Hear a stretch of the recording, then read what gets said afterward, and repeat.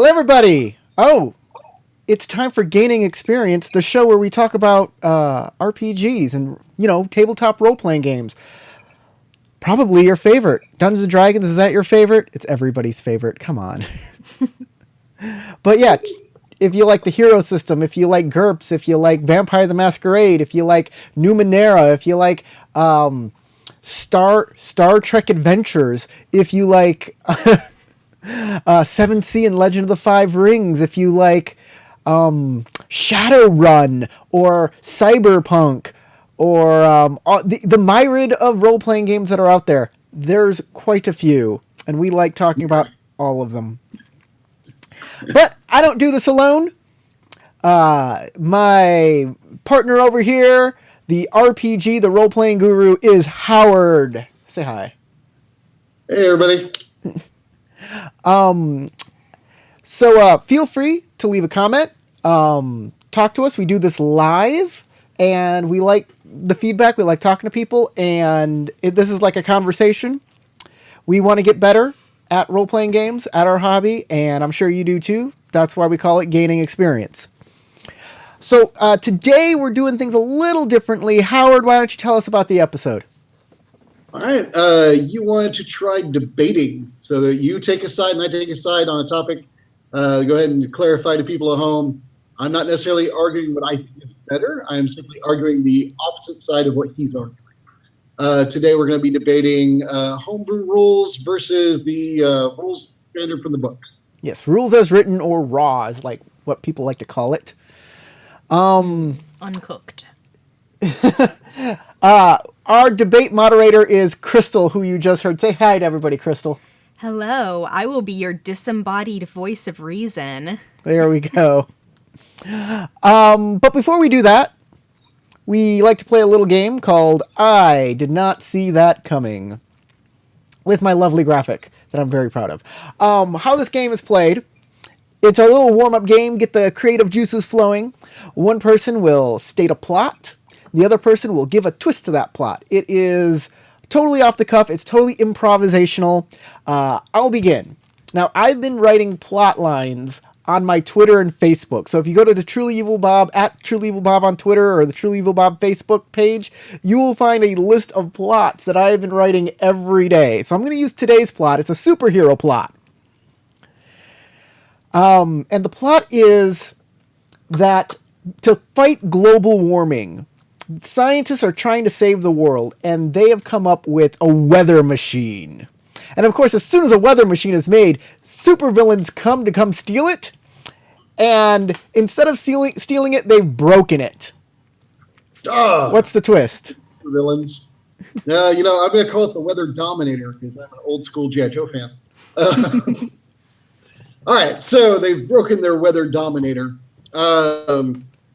which means catastrophic weather going throughout the area, whatever country it is in that it is broken in.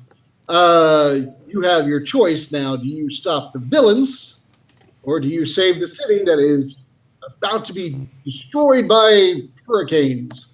And then the added twist is the villains have the plans. If they get away, we'll be able to make another one of these things and still control the weather if you let them get out.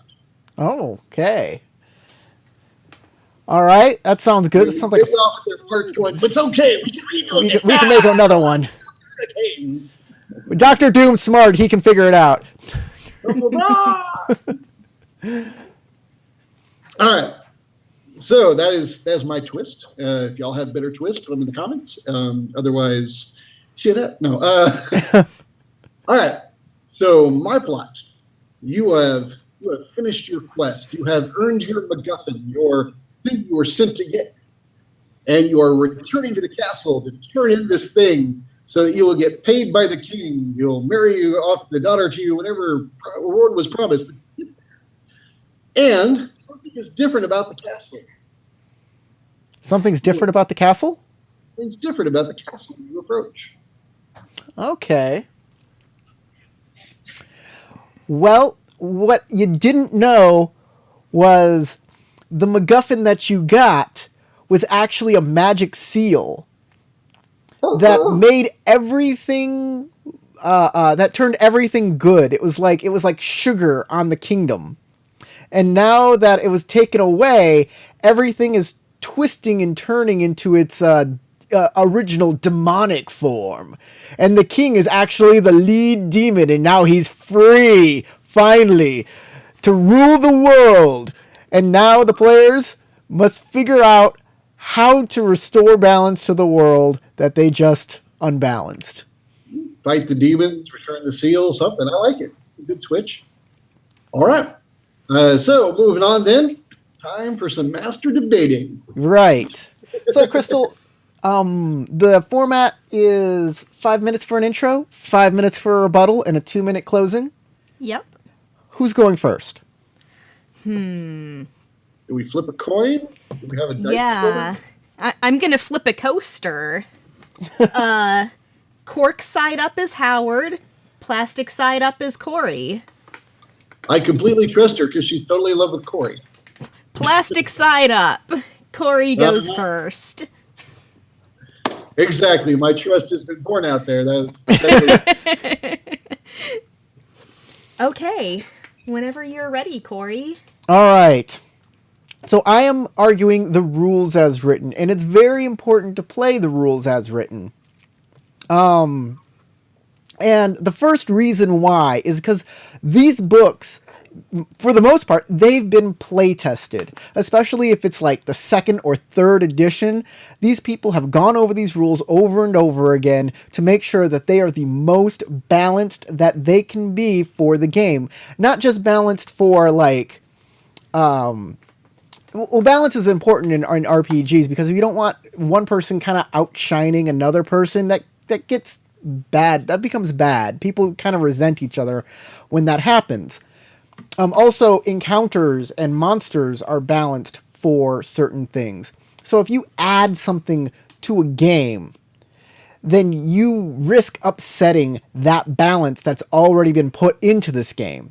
You add a new skill, suddenly you might be underpowered because you only have so many skill points, and people had to put it into your extra skill that you made. That kind of thing. Also, if you stray too much from the material, you can transform the game into something different. Like, putting guns into Dungeons and Dragons now makes it a different game. It's no longer a Dark Ages game. It's more of a Renaissance game. Is it Dungeons and Dragons now, or is it more like 7th Sea? Shouldn't you just play 7th Sea instead if that's what you really wanted? So changing a game can change its fundamentals, change exactly what it is. I mean, if you're playing Star Wars, no one homebrews Star Wars. So there's like Jedi are totally different. No one does that because everybody knows what to expect from Star Wars, which is my last point here. Playing by the rulebook makes things less confusing for new players. If you have somebody coming into your game, they can sit down and know what to expect when you're using the rules as written. No one thinks that there's any favoritism. If you put in a new rule and one person can take advantage of that rule way more than the other person, sometimes I think maybe they're just buddies and, that guy's going to get more stuff and I'm kind of going to be left by the wayside. And that's no fun. Also, very few people write down their homebrew rules. So when you're in the middle of a game and the game master's like, well, this is my homebrew rule, someone's going to be like, well, I wasn't told. What is this? In fact, that happened at my last D&D game just this last Saturday.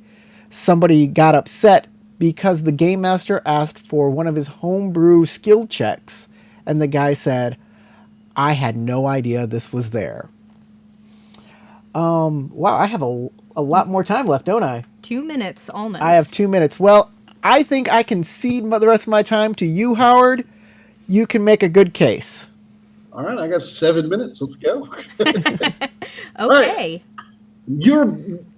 Your homebrew rules make the game more exciting. Let's be honest. The best parts of Dungeons and Dragons is exploring massive dungeons and fighting dragons. And a level 1 character can do neither of those things because a good sneeze kills him.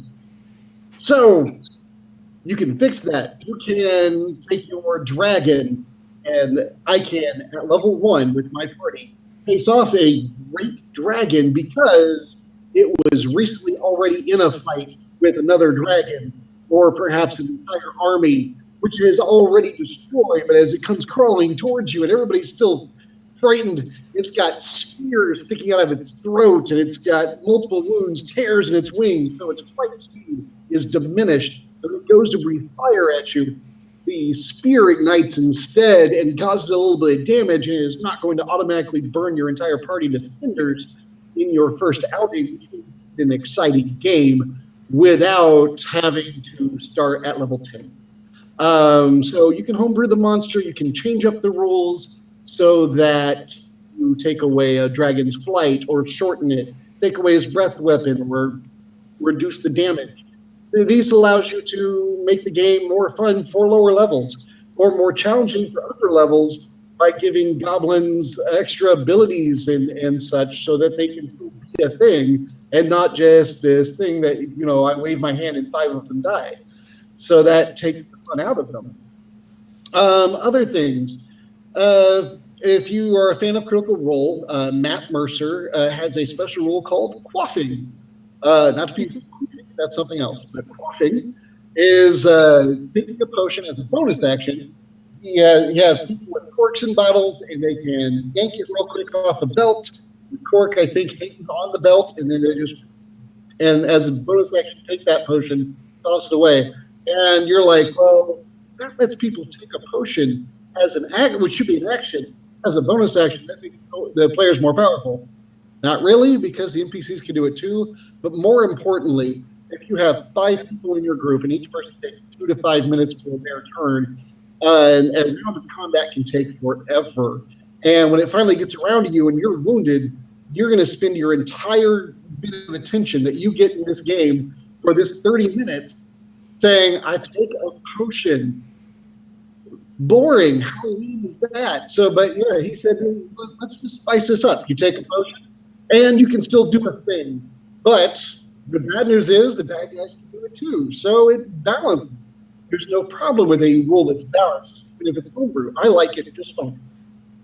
Homebrew Worlds, you brought it up, I believe, that, hey, what if it's a steampunk game or if it's, a sci-fi world, is it really D&D? All right, that's true, but let's look at Eberron, which was a homebrew world before it was an official campaign. It is totally different than other worlds. You have trains, you have magic as a regular thing. Everybody understands magic. It's not at all new to people. So therefore, you have a magic industrial revolution almost. And with that, gives you a new world. It's fun to play in, and it was so interesting that Wizards of the Coast went, you know what, you're the winner, because they had a contest, and Keith Baker won, and that's an actual world that they supported as a campaign for 30, and hopefully for 5th. Right now, there's the Wayfinder's Guide, I believe, which is on DM's Guild, and it's pretty interesting, and I hope that they sanction eventually and make a final official hard copy book version. Other stuff. Let me think, because I know I have. You still got another minute. Another minute. All right. So I've been talking a bit. All right. With your homebrew world, let's say you make one up right now. You can talk to your players. You can incorporate whatever crazy background they have directly in your world. If they're like, I want to be the son of a king that was kicked out. And you're like, well, I've already looked into Forgotten Realms, and you're starting this place. The king is already defined. You can't be his son. But in your homebrew world, it can be whatever. And then on top of that, you already know all of the lore for your world because you made it. Bring your mic away from your speaker. I don't have a mic. It is my thing. I can do this. Is this better? Yeah, I guess so. All right. We're getting some feedback. Huh? We were getting some feedback. I apologize. All right. So basically, you know all your lore because you made it up. And if something needs to change to make the game work, you can automatically change it. And no player goes, That's not what it says in the third book of blah blah that I read, Forgotten Realm, or Eberron, or whatever other system that's currently a published thing. There's no argument, and you can make it all seamlessly fit. And I believe that is my time. That is time. Okay. Next up, we have rebuttals. And Corey, begin. Okay, so let me see if I get your points, because I gotta go by your points here. Your first point is, God, I forgot. Okay. Monster. Yes, monster. You can turn epic battles and scale them down to first level things, which I guess is fine. It does spice things up, especially like if somebody's read the entire book and now you're throwing them at something that's different. But at the same time, if you have players that have never experienced Dungeons and Dragons before, and now they're going to like a standard game where they're going out to Encounters Night or something, and they see that thing, they're going to make assumptions, and that might leave a bad taste in their mouth. You don't want that kind of sort of thing to happen.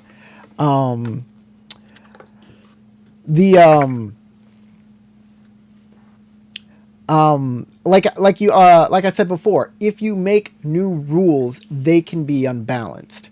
And sometimes, especially very novice game masters or people who just don't have a grasp of the rules, can a lot of times either overestimate or underestimate things.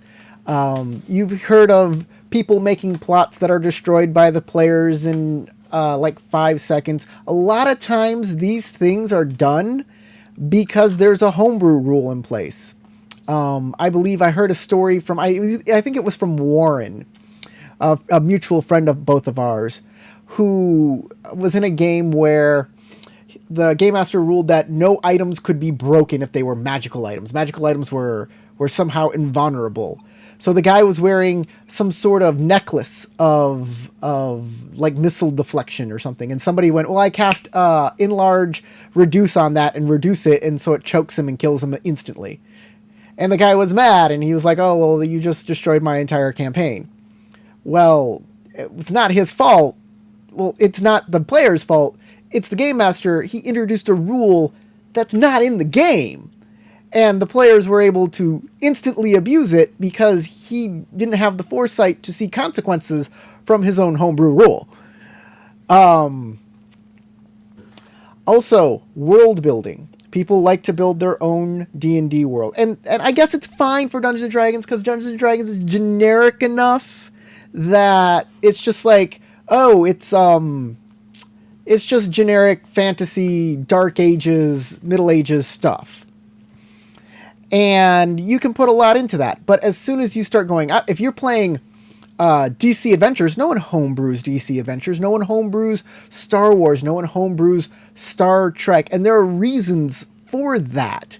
There's such established canon.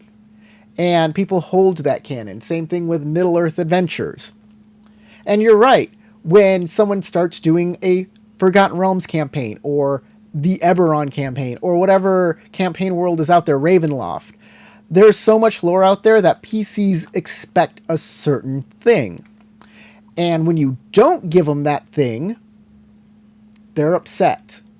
And it's like the last Star Wars movie. People said, well, that's not Star Wars. I don't like that. If you don't give people what they want, they're going to be upset. So even if you make your own homebrew D&D world, if it doesn't have that Dungeons and Dragonness to it, if you move too far away from it, people are going to have a bad time. They're going to talk to you about it. There is a place for homebrew rules, but you shouldn't stray too far from rules as written, ever. As soon as you do that, you run into the realm of inconsistency, where the rule means one thing one day and one thing another day. Like I said, homebrew rules are very seldomly written down and handed to the players. The game master simply has a big notebook full of notes And sometimes he remembers it, sometimes he doesn't. And sure, he can make up a new thing whenever he wants with whatever world he has and just make a new note for it. And if he doesn't do that, the next game, it's gonna be totally different. In fact, in the last Dead Unicorn game that I ran, I had a bronze dragon land named, I don't remember its name. And I didn't halfway through the game. I forgot it. Yon. Bianyan. And until I wrote it down, which is something we discussed in an earlier gaining experience about Okay, wrap it up. that very thing, handling NPCs. Always write down your NPCs' names. I literally said that like several times in that particular episode. Write it down. Write it down. And I did. It's written down now. Okay. But only because his name sounds like Bunyan was I able to remember it. That was my memory trick. It's your turn now, Howard. All right. 5 minutes. So, counterpoint. Regarding the... All right. So you play in my game and you fight a dragon at first level. Then you go play an Adventures League game and you think, dragons are no problem. You pack one and die. I'm going to say that I made it clear in my description, this dragon was wounded, tears in its wings, the spears all riddled throughout its body, the spear caught fire.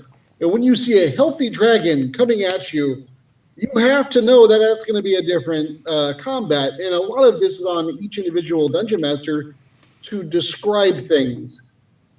Come on, guys, describe things. That's literally the dungeon master's big job. It's why I argue against DMPCs. Your big job is to impress people with the story you're bringing forward, not with the character you would play in your own story. Just describe it, make it amazing, show them the amazing world you got, then let them be the amazing characters in it. If you don't describe it, then they don't realize this creature's wounded or this creature is, for some reason, armored and more powerful than normal, like a Deathwing from World of Warcraft is a dragon wearing armor that's nailed on, and it looks really uncomfortable, but it looks really awesome. All right, so you describe it, then people should know. That's my suggestion for that. As far as creating balance with each rule that you make, that's merely just try to understand the system before you make a new rule.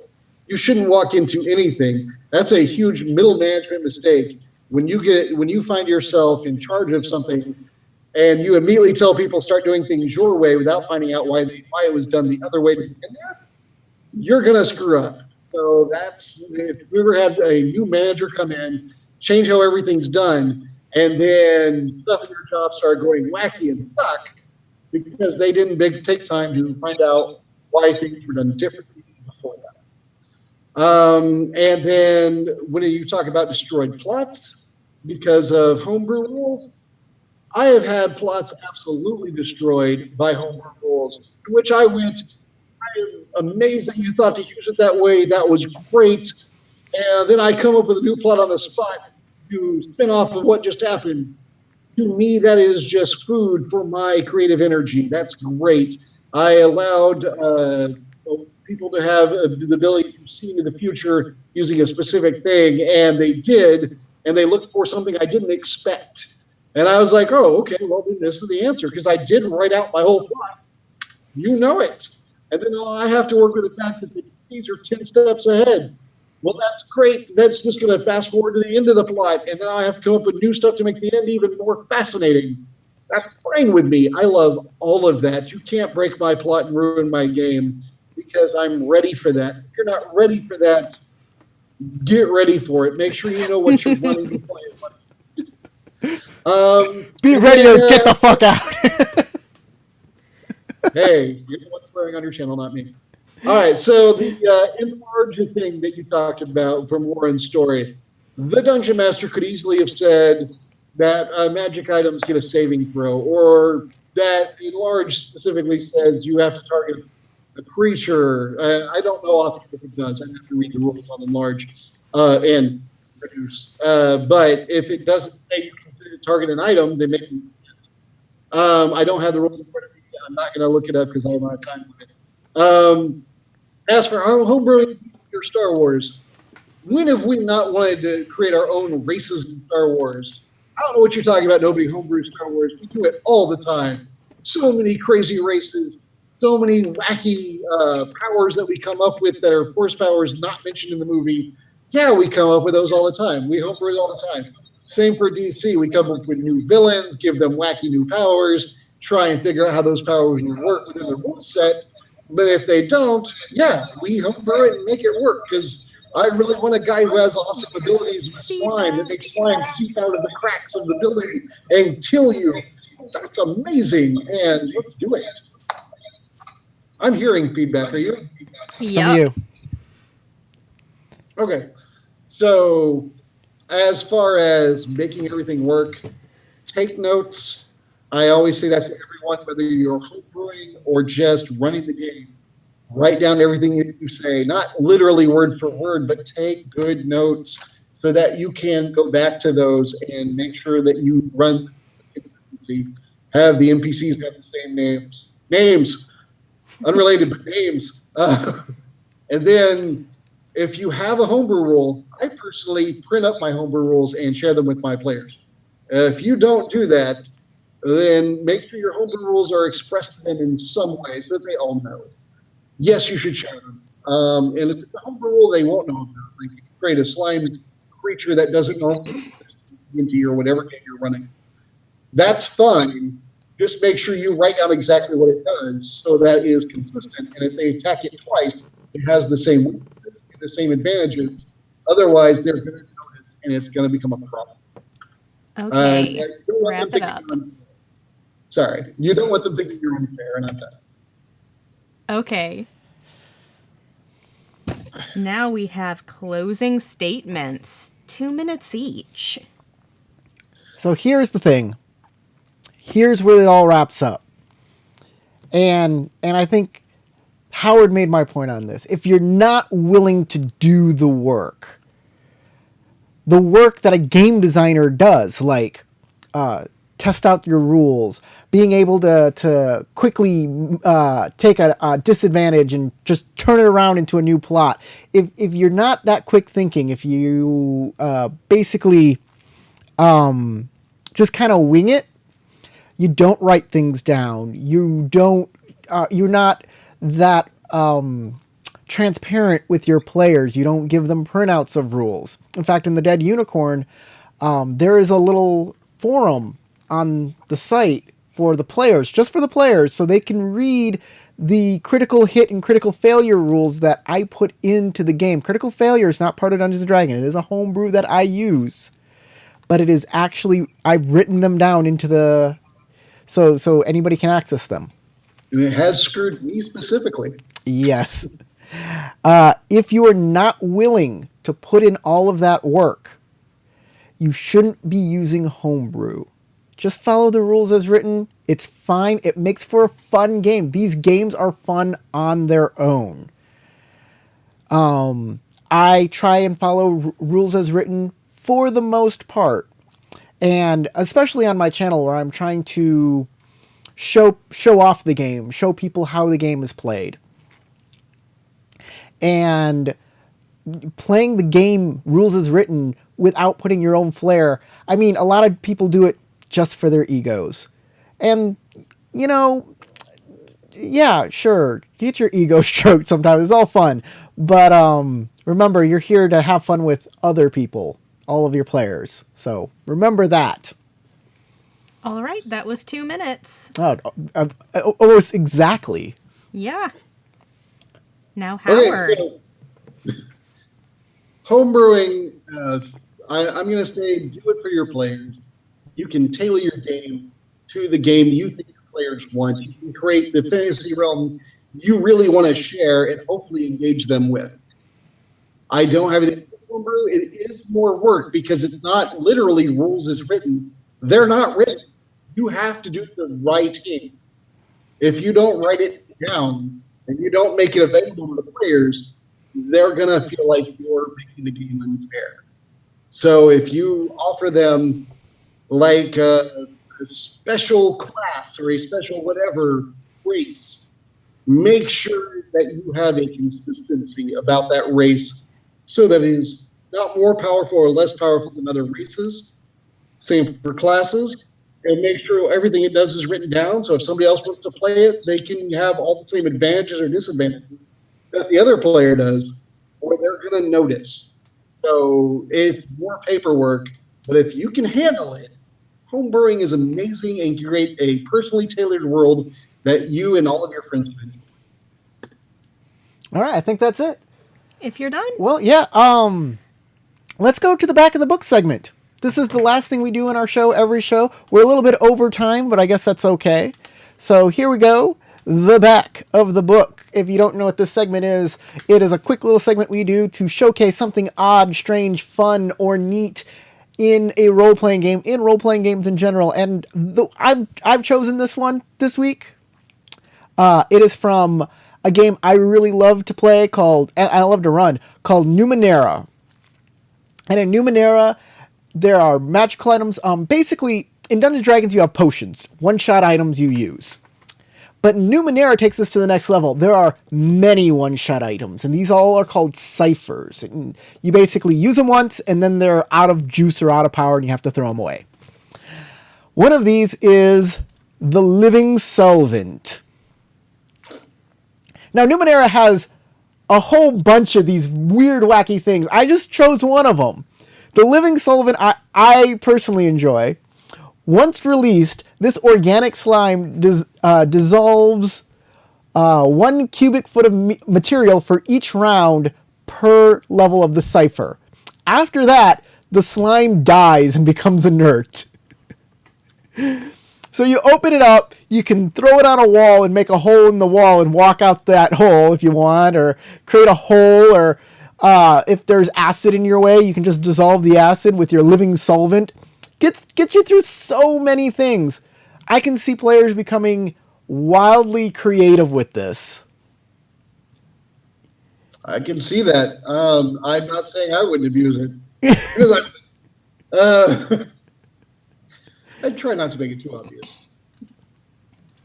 I looked up enlarge reduce. Oh, did you? Oh, this is I'm Let's hear not it. sure what edition it was when they used that. These are the rules for 5th. For But fifth? All right, go with 5th it. Let's edition. pretend we're playing in the present. 5th edition says enlarge reduce targets a creature or an object that is neither worn nor carried. Oh. If the It's target is fun. unwilling, it can make a constitution saving throw. I bet they put that caveat worn or carried in there because in earlier editions, people would do that all the time. There is specifically somebody heard Warren's story, went straight to PSR before it was bought by Wizards of the Coast. It's all Warren's fault. Of course. Well, that's it for our episode today. Remember, everybody, we are here every Wednesday night at 7 o'clock Pacific time. Come